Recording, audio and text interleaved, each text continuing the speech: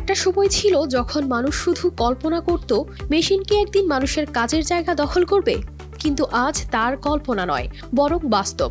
আধুনিক কারখানাগুলোতে মানুষ আর মেশিনের লড়াই নয়, বরং মেশিনই হয়ে উঠেছে ক্ষমতার প্রতীক। এমনই এক বৈপ্লবিক সময়ে রোবট ব্যবহারের দিক থেকে জার্মানিকে ছাড়িয়ে গেছে চীন। আন্তর্জাতিক রোবোটিক্স ফেডারেশন IFR এর প্রতিবেদন বলছে, রোবটের দুনিয়ায় এখন নেতৃত্ব দিচ্ছে দক্ষিণ কোরিয়া। প্রতি 10,000 কর্মীর বিপরীতে দেশটিতে ব্যবহৃত হচ্ছে 1012টি রোবট। কিন্তু চমকপ্রদ ঘটনা হচ্ছে, চীন 470টি রোবট নিয়ে তৃতীয় স্থানে উঠে এসেছে, যা 2019 সালের তুলনায় দ্বিগুণেরও বেশি। চীনের ঝেজিয়াং প্রদেশের জিনহুয়ার একটি কারখানার উদাহরণ ধরা যাক। বৈদ্যুতিক যানবাহন উৎপাদনের প্রতিটি ধাপে ব্যবহৃত হচ্ছে রোবট।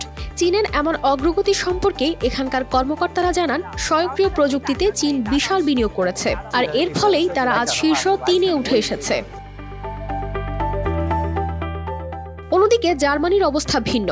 প্রতি 10,000 কর্মীর বিপরীতে তাদের রোবট সংখ্যা মাত্র 429। রোবট ব্যবহারের হার বছরে 5% বৃদ্ধি পেলেও চীনের তুলনায় এটি অনেক পিছিয়ে। এই পরিস্থিতি জার্মানির জন্য এক বড় সতর্ক সংকেত, যেখানে একসময় তাদের শিল্পভিত্তিক অর্থনীতি রপ্তানির উপর দাঁড়িয়েছিল। এখন সেখানে প্রতিযোগিতার চাপে চলছে সংকট। বিশেষজ্ঞরা বলছেন, এই প্রতিযোগিতার প্রভাব তাদের অর্থনীতিতে বড় ধাক্কা দিতে পারে। চীনের এমন সাফল্যের পেছনে রয়েছে তাদের প্রযুক্তি খাতে ব্যাপক বিনিয়োগ ও সঠিক দৃষ্টিভঙ্গি। 2019 সালের পর থেকে যে পরিবর্তন শুরু হয়েছিল, আজ তা রোবট বিপ্লবের পথে চীনকে বিশ্বমঞ্চের নতুন উচ্চতায় তুলে এনেছে।